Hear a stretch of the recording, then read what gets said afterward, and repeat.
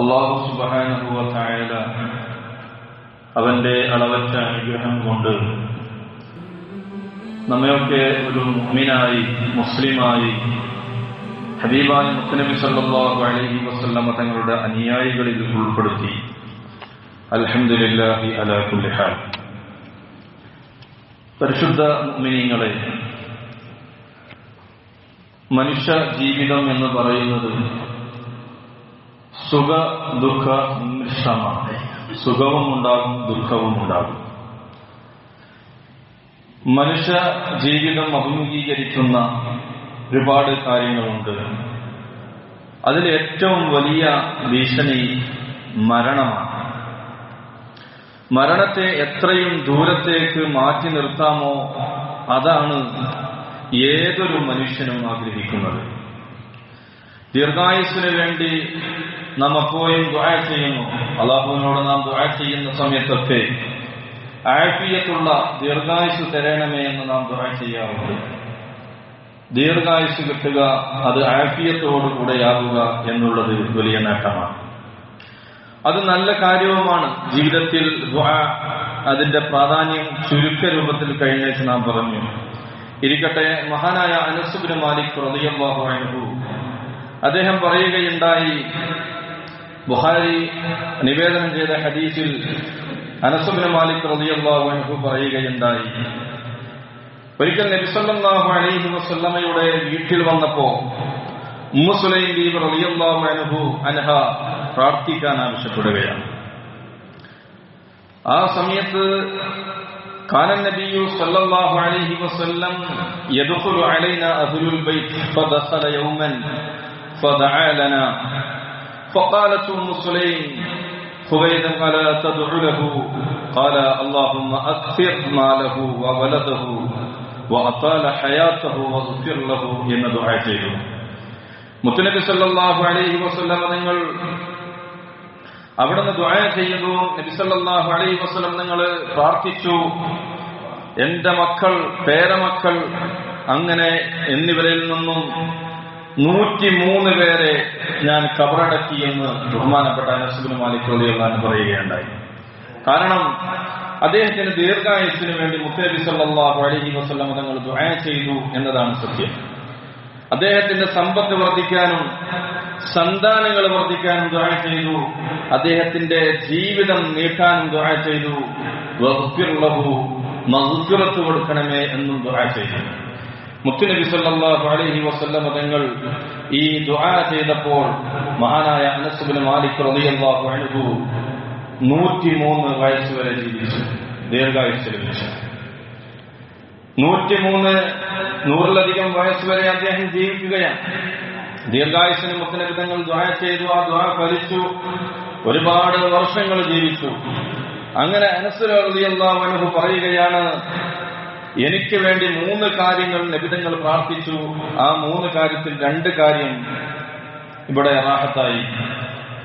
എന്തു ചെയ്തു? അദ്ദേഹത്തിന് ദീർഘായുസ് ലഭിച്ചു, ഒരുപാട് സന്താനങ്ങൾ ലഭിച്ചു. 103 സന്താനങ്ങളുടെ മയ്യത്ത് നിസ്കരിക്കാൻ ഇമാം നിന്നത് സ്വന്തം ഉപ്പയായ അനസ് ഇബ്നു മാലിക് റളിയല്ലാഹു അൻഹു ആയിരുന്നു. അപ്പോൾ തന്നെ സന്താനത്തിന്റെ പെരുപ്പം നമുക്ക് മനസ്സിലാക്കാൻ കഴിയും. എന്റെ ആയുസ് ദീർഘമായതിനാൽ ഞാൻ ലജ്ജിക്കുന്ന അവസ്ഥ വരെ ഉണ്ടായി എന്ന് അനസ് റളിയല്ലാഹു അൻഹു പറയുകയാണ്. ഏറെ കൃഷികൾ വർഷത്തിൽ 2 പ്രാവശ്യം ഫലം നൽകുകയാണ്. അങ്ങനെ ഈ 2 കാര്യങ്ങൾ സംഭവിച്ചു. അങ്ങനെ 3ാമത്തെ കാര്യം എന്താണെന്ന് വെച്ചാൽ മഗ്ഫിറത്ത് ലഭിക്കുക എന്ന കാര്യമാണ്. മഗ്ഫിറത്ത് ഞാൻ പ്രതീക്ഷിക്കുന്നു എന്ന് മഹാനായിരിക്കുന്ന അനസ് ഇബ്നു മാലിക് റളിയല്ലാഹു അൻഹു പറയുകയാണ്. ഹിജ്റ 91 അനസ് റളിയല്ലാഹു അൻഹു വിട പറയുന്നത്. മരിക്കുമ്പോൾ 103 വയസ്സ് പ്രായമാണ്. ബഹുമാനപ്പെട്ട അലി റളിയല്ലാഹു അൻഹുവിന് വേണ്ടി ഉമർ ഇബ്നു ഖത്താബ് റളിയല്ലാഹു അൻഹു പ്രാർത്ഥിച്ചിട്ടുണ്ട്. ആ പ്രാർത്ഥന അല്ലാഹു സുബ്ഹാനഹു വ തആല സ്വീകരിച്ചിട്ടുണ്ട്. അദ്ദേഹത്തിന് ദീർഘായുസ് നൽകണമേ എന്നാണ് മഹാനായ ഉമർ ഇബ്നു ഖത്താബ് റളിയല്ലാഹു അൻഹു പ്രാർത്ഥിച്ചത്. അല്ലാഹു ബഖാഅക് എന്ന് മഹാനായ ഉമർ ഇബ്നു ഖത്താബ് റളിയല്ലാഹു അൻഹു പ്രാർത്ഥിക്കുകയാണ്. അമുസ്ലിമിന്റെ ദീർഘായുസ്സിന് വേണ്ടിയും പ്രാർത്ഥിക്കാമെന്ന് വിശുദ്ധ റസൂലുള്ളാഹി സ്വല്ലല്ലാഹു അലൈഹി വസല്ലം തങ്ങൾ പഠിപ്പിച്ചിട്ടുണ്ട്. ഈ വിഷയത്തിൽ അദ്ദേഹത്തിന്റെ മുഅ്മിനീങ്ങൾക്ക് ബറക്കത്ത് ചെയ്യാൻ വേണ്ടി പ്രാർത്ഥിക്കരുത്, മുഅ്മിനീങ്ങൾക്കല്ല അമുസ്ലിമീങ്ങൾക്ക് ബറക്കത്തിന് വേണ്ടി പ്രാർത്ഥിക്കരുത്. അതിന് പകരമായി അവർക്ക് ദീർഘായുസ്സിന് ഇവിടെ ജീവിതത്തിൽ ഇവിടെ സമ്പത്തുണ്ടാകാൻ, ദുനിയാവിൽ ഭൗതികമായ ജീവിതത്തിൽ സമ്പത്തുണ്ടാകാൻ വേണ്ടിയും ദീർഘായുസ്സിന് വേണ്ടിയും അവർക്ക് വേണ്ടി പ്രാർത്ഥിക്കാമെന്ന് മുത്തുനബി സല്ലല്ലാഹു അലൈഹി വസല്ലം നിങ്ങൾ പഠിപ്പിക്കുന്നുണ്ട്. ബുഖാരി റിപ്പോർട്ട് ചെയ്യുന്ന ഹദീസാണ്. അല്ലാഹു മനസ്സിലാക്കാൻ തൗഫീഖ് നൽകട്ടെ. ഈ ഉമ്മത്തിന് ശരാശരി ആയുസ് നൽകിയിരിക്കുന്നത് ഹബീബായ നബി സല്ലല്ലാഹു അലൈഹി വസല്ലമയുടെ ഉമ്മത്തായ നമുക്ക് 60ന്റെയും 70ന്റെയും ഇടയിലാണ്. അഅ്മാറു ഉമ്മത്തി മാ ബൈന 60 വ 70 വഅഖലു മൻ യജൂസു ദാലിക് റവാഹുൽ ഹാക്കിം. അതുകൊണ്ട് ഈ 60ന്റെയും 70ന്റെയും ഇടയിലുള്ള പ്രായമാണ് വളരെ പ്രധാനപ്പെട്ട പ്രായമാണ്. ഈ പ്രായം വരെ നാം ജീവിക്കുമ്പോൾ ഈ ഹദീസിന്റെ വ്യാഖ്യാനത്തിൽ നാം മനസ്സിലാക്കേണ്ടത് സാധാരണ കൂടുതലായി തന്നെ 60ന്റെയും 70ന്റെയും ഇടയിലാണ് മരണപ്പെടുന്നത്. എല്ലാവരും അങ്ങനെയാണ് എന്നല്ല, ഏകദേശം അങ്ങനെയാണ് സംഭവിക്കുന്നത്. മുത്തനബി സല്ലല്ലാഹു അലൈഹി വസല്ലം തങ്ങളുടെയും സ്വഹാബാക്കളുടെയും ചരിത്രം എടുത്തു നോക്കുമ്പോൾ അതിന്റെ ഇടയിലായി മരണപ്പെട്ടതായി നമുക്ക് കാണാൻ കഴിയും. ചില ആളുകൾക്ക് അല്ലാഹു ദീർഘായുസ്സ് നൽകി. 103 അനസ് റളിയല്ലാഹു അൻഹു പറഞ്ഞു 103 വയസ്സ് വരെ ജീവിച്ചു എന്ന്. ഇങ്ങനെ ചില ആളുകൾക്ക് അല്ലാഹു ദീർഘായുസ്സ് നൽകുകയും ചെയ്യും. അനസ് റളിയല്ലാഹു അൻഹു 103 വയസ്സ് വരെ ജീവിച്ചു. മഹാനായ അസ്മാ റളിയല്ലാഹു അൻഹു, അതുപോലെ തന്നെ ഒരുപാട് സ്വഹാബികൾ, മഹാനായ സൽമാനുൽ ഫാരിസി റളിയല്ലാഹു അൻഹു 130 വയസ്സ് വരെ ജീവിച്ചു എന്ന് ചരിത്രത്തിൽ കാണാം. അപ്പൊ 130 വയസ്സ് വരെയും 150 വയസ്സ് വരെയും ജീവിച്ച മഹാനാണെന്ന അഭിപ്രായമുണ്ട് മഹാനായിരിക്കുന്ന സൽമാനുൽ ഫാരിസി റളിയല്ലാഹു അൻഹുവിനെ കുറിച്ച്. ഏതായാലും ദീർഘായുസ് ലഭിച്ചവരുമുണ്ട്. എന്നാൽ ഏകദേശം മഅ്മാർ ഉമ്മത്തിന്റെ സമുദായത്തിന്റെ വയസ്സ് 60ന്റെയും 70ന്റെയും ഇടയിലായിരിക്കുമെന്ന് മുത്തുനബി സല്ലല്ലാഹു അലൈഹി വസല്ലം നിങ്ങൾ പഠിപ്പിക്കുകയാണ്. ഇന്നും പലരും 100 വയസ്സ് കഴിഞ്ഞ പത്രമാധ്യമത്തിലൂടെ 100 വയസ്സ് കഴിഞ്ഞവരെ കുറിച്ച് നാം കാണാറുണ്ട്. മരിച്ച ചരമ റിപ്പോർട്ട് കാണാറുണ്ട്. ഏറ്റവും റെക്കോർഡിട്ട് 100 വയസ്സിലധികം ജീവിച്ചവരെ കുറിച്ച് നാം കേൾക്കാറുണ്ട്, പഠിക്കാറുണ്ട്. അങ്ങനെയുള്ള റെക്കോർഡുകൾ ഗിന്നസ് ബുക്കിലൊക്കെ വരാറുണ്ട്. അതൊക്കെ ചില ആളുകൾക്ക് അല്ലാഹു തആല ദീർഘായുസ്സ് കൊടുക്കും എന്നതാണ്. ഇന്ന് ലോകത്ത് ഏറ്റവും കൂടുതൽ ഗവേഷണം നടക്കുന്ന ഒരു വിഷയമാണ് എങ്ങനെയാണ് ആയുസ് നീട്ടാം, എങ്ങനെ ചെറുപ്പക്കാരനാകാം എന്നതാണ് ഗവേഷണം നടന്നുകൊണ്ടിരിക്കുന്നത്. ആ സഹായത്തെ അല്ലാഹു സുബ്ഹാനഹു വ തആല ഒരു മനുഷ്യന് ദീർഘായുസ് കരുതിയിട്ടുണ്ടെങ്കിൽ അത് ലഭിക്കുമെന്നതിൽ യാതൊരു തർക്കവുമില്ല. അല്ലാഹു സുബ്ഹാനഹു വ തആല മനസ്സിലാക്കാൻ തൗഫീഖ് നൽകുമാറാകട്ടെ. അതുകൊണ്ട് തന്നെ അതുമായി ബന്ധപ്പെട്ട ഒരുപാട് റോബോട്ടുകൾ ശരീരത്തിൽ കടന്ന് ശരീരത്തിലെ ഡാമേജായ സെല്ലുകൾ നന്നാക്കി വാർദ്ധക്യത്തെ അകറ്റി യുവത്വത്തെ നിലനിർത്താനും അതുപോലെ തന്നെ മരണത്തെ മാറ്റി നിർത്താനും സാധിക്കുന്ന റോബോട്ടുകൾ വരെ ഇത് കണ്ടുപിടിച്ചു കഴിഞ്ഞു. 2045 ആകുമ്പോഴേക്കും ഈ സാങ്കേതിക വിദ്യ യാഥാർത്ഥ്യമാവുമെന്ന് അവർ അഭിപ്രായപ്പെടുന്നു. ഏതായാലും വർഷങ്ങളോളം ഭൂമിയിൽ കിടന്നിട്ടും ശരീരത്തിന്റെ സെല്ലുകൾക്ക് യാതൊരു മാറ്റവും വരാതെ അല്ലാഹു സുബ്ഹാനഹു വ തആല സൂക്ഷിച്ച മനുഷ്യനെ കുറിച്ചാണ് നമ്മൾ കഴിഞ്ഞ ആഴ്ച ചർച്ച ചെയ്തത്. ഫറോവ ചക്രവർത്തി ഇന്നും ജീവിച്ചിരിക്കും. പിന്നെ ഇന്നും അദ്ദേഹത്തിന്റെ ജഡം ഈജിപ്ത് മ്യൂസിയത്തിൽ വെച്ചിരിക്കുകയാണ്. അപ്പോൾ അല്ലാഹു സുബ്ഹാനഹു വ തആല ഉദ്ദേശിച്ചു കഴിഞ്ഞാൽ അതൊക്കെ നിസ്സാരമാണെന്ന് നാം മനസ്സിലാക്കുക. അതുപോലെ തന്നെ ഗുഹാവാസികളുടെ ചരിത്രം, ഇന്ന് വെള്ളിയാഴ്ചയാണ്, സൂറത്തുൽ കഹ്ഫ് പാരായണം ചെയ്തവരായിരിക്കാം അധിക ആളുകൾ. സൂറത്തുൽ കഹ്ഫിൽ മഹാന്മാരായിരിക്കുന്ന അസ്ഹാബുൽ കഹ്ഫിന്റെ ഗുഹാനിവാസികളുടെ ചരിത്രം പറയുന്നുണ്ട്. ആ ഗുഹാവാസികളുടെ ചരിത്രത്തിൽ അവരെ 300 വർഷത്തിലധികം ജീവിപ്പിച്ചതായി ചരിത്രം ഖുർആൻ സ്പഷ്ടമാക്കുന്നുണ്ട്. 300 വർഷം അവർ ജീവിച്ചു. ഭൂമിയിൽ ഇത്രയും വർഷം കിടന്നിട്ടും അവരുടെ സെല്ലുകൾക്കോ അവരുടെ ശരീരത്തിനോ യാതൊരു പ്രശ്നവും ഉണ്ടായില്ല. അവർ എഴുന്നേറ്റപ്പോൾ അവരോട് ചോദിച്ചപ്പോ ഒരു ദിവസമോ അതിലൽപ്പം മാത്രമേ ഞങ്ങൾ ഉറങ്ങിയിട്ടുള്ളൂ എന്നാണ് അവർ പറയുന്നത്. പക്ഷേ അങ്ങോട്ടും ഇങ്ങോട്ടും നോക്കുമ്പോഴേക്ക് മാറ്റങ്ങൾ കാണുന്നു. അതേ അവരുടെ കയ്യിലുള്ള പൈസ എടുത്തു ഭക്ഷണം വാങ്ങാൻ പോയപ്പോഴാണ് ഈ പൈസയൊക്കെ മാറി വേറെ പൈസ വന്നിട്ടുണ്ട് എന്നവർ മനസ്സിലാക്കുന്നത്. ഏതായാലും ഇരിക്കട്ടെ, ആ ചരിത്രത്തിലേക്ക് കടക്കുകയല്ല. ഇങ്ങനെ വർഷങ്ങളോളം ഭൂമിയിൽ കിടന്നിട്ടും ശരീരത്തിലെ സെല്ലുകൾക്ക് യാതൊരു മാറ്റവും വരാതെ അല്ലാഹു സുബ്ഹാനഹു വ തആല മനുഷ്യരെ സൂക്ഷിച്ചിട്ടുണ്ട്. ചരിത്രത്തിന്റെ ഏടുകളിൽ നിന്ന് നമുക്ക് മനസ്സിലാക്കാൻ കഴിയും. അതിൽപ്പെട്ട ഒന്നാണ് അസ്ഹാബുൽ കഹ്ഫ് റളിയല്ലാഹു അൻഹും. അതുപോലെ തന്നെ 100 വർഷം ജീവിച്ച ഉസൈർ നബിയാണെന്നും സ്വാലിഹാണെന്നും അഭിപ്രായമുണ്ട്. ഏതായാലും 100 വർഷം അദ്ദേഹം ജീവിച്ചിട്ടുണ്ട്. 100 വർഷം കഴിഞ്ഞിട്ടും ശരീരത്തിന് യാതൊരു മാറ്റവും വന്നില്ല. അല്ലാഹു സുബ്ഹാനഹു വ തആല അങ്ങനെ സംരക്ഷിച്ച മഹാനാണ് ഉസൈർ റളിയല്ലാഹു അൻഹു. വിശുദ്ധ ഖുർആൻ അതിനെക്കുറിച്ച് പറയുന്നുണ്ട്. അല്ലാഹു നമുക്ക് മനസ്സിലാക്കാൻ തൗഫീഖ് നൽകി അനുഗ്രഹിക്കുമാറാകട്ടെ. അപ്പോൾ ഇങ്ങനെയൊക്കെ ചരിത്രത്തിൽ നമുക്ക് കാണാൻ കഴിയുന്നു. ദീർഘായുസ് ലഭിച്ചവരുടെ ചരിത്രമൊക്കെ കാണാൻ കഴിയുന്നുവെങ്കിലും നമ്മുടെ സമുദായത്തിന്റെ ഏകദേശ വയസ്സ് 60-ന്റെയും 70-ന്റെയും ഇടയിലാണ് എന്നാണ് പറഞ്ഞുകൊണ്ടുവരുന്നത്. ബൈത്തുൽ മുഖദ്ദസിലെ ഗ്രാമങ്ങളെ ബുഖ്തുന്നസർ ചക്രവർത്തി നശിപ്പിച്ചു.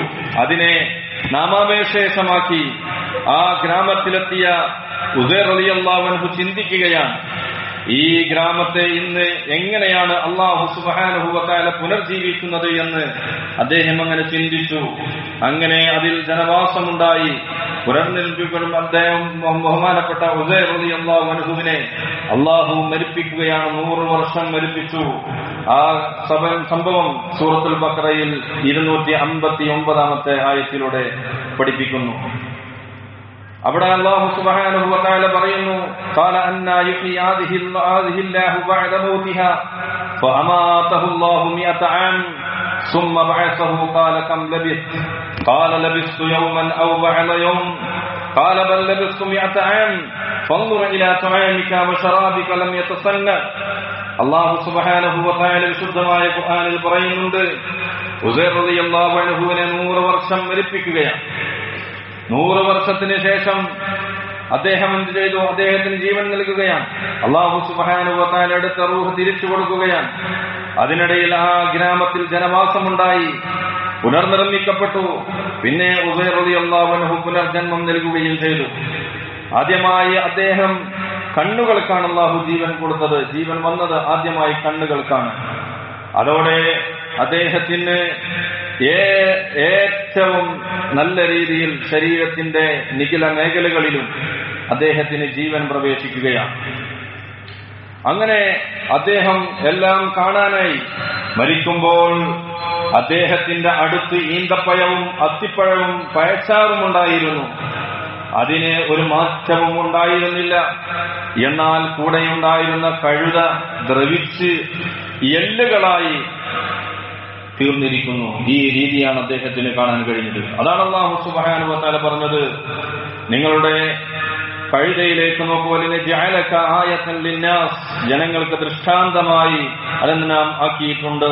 വൻദുർ ഇലൽ ഇലാം, അതിന്റെ എല്ലുകളിലേക്ക് നീ നോക്ക്. കൈഫ നുൻശിസുഹാ സുമ്മ നക്സുഹാ ലഹ്മ, എങ്ങനെയാണ് അതിനെ വേർപെടുത്തിയിരിക്കുന്നത്, പിന്നെ മാംസം എങ്ങനെയാണ് നൽകിയിട്ടുള്ളത് എന്ന് ശരിക്കും ഒന്ന് നോക്കാൻ മഹാനായ ഉസൈർ റളിയല്ലാഹു അൻഹുവിനോട് അല്ലാഹു സുബ്ഹാനഹു വ തആല പറയുകയാണ്. فلما تبين له قال أعلم أن الله على كل شيء قدير. അദ്ദേഹത്തിന് മനസ്സിലാക്കാൻ കഴിഞ്ഞു അല്ലാഹു സുബ്ഹാനഹു വ തആല എല്ലാ കാര്യങ്ങളുടെ മേലും കഴിവുള്ളവനാണ് എന്ന് അദ്ദേഹത്തിന് മനസ്സിലാക്കാൻ വേണ്ടി കഴിയുകയാണ്. ആ എല്ലുകളൊക്കെ ഒരുമിച്ചുകൂടി അതാതിന്റെ സ്ഥാനത്തേക്ക് നിലകൊണ്ട് പിന്നെ മാംസം വന്നു, മുടി, തൊലി എല്ലാം പൊതിഞ്ഞു, വീണ്ടും ജീവനുള്ളതായി മാറുകയാണ്. ഇബ്നു കസീർ ഈ സംഭവം രേഖപ്പെടുത്തിയിട്ടുണ്ട്. റബ്ബ് വിചാരിച്ചാൽ ശരീരത്തിനൊരു മാറ്റവും വരാതെ നിലനിർത്താൻ കഴിയും. എന്നാൽ റബ്ബ് വിചാരിച്ചാൽ മനുഷ്യൻ എത്ര സാങ്കേതിക ജ്ഞാനം നേടിയാലും അതൊക്കെ തകിടം മറിക്കാൻ കഴിയും. ഒരു ശാസ്ത്രവും ഉപകരിക്കില്ല. ഈ ആഴ്ച തന്നെ നാം പത്രമാധ്യമങ്ങളിലൂടെ നോക്ക്. ഈ ആഴ്ച ലോകം ഞെട്ടിപ്പിറക്കുകയാണ്.